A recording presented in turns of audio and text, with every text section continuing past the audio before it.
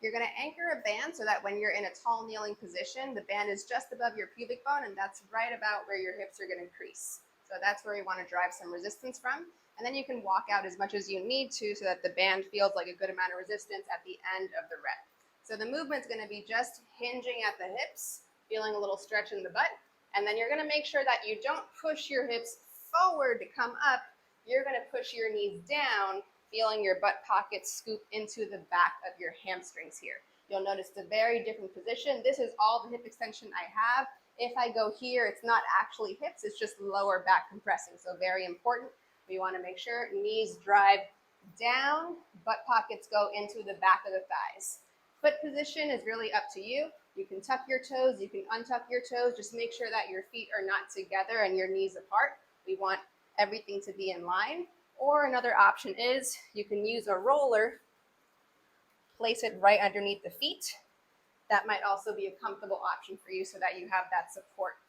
And then from here, same exact motion. You can cross your arms, put your hands on top of each shoulder. Fold, feel the band pull you back a little bit.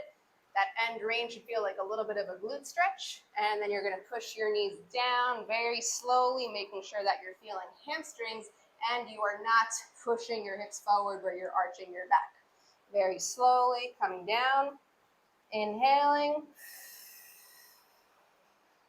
exhaling to come up. Inhaling through the nose, keeping length from your tailbone through your skull.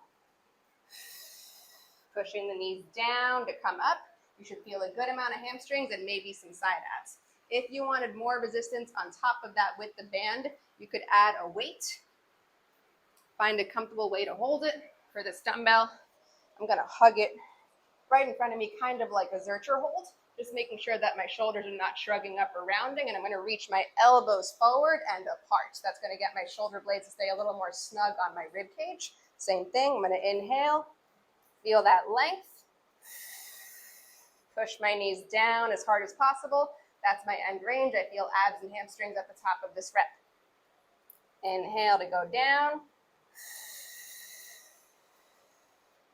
Drive the knees down, butt pockets into the back of the hamstrings.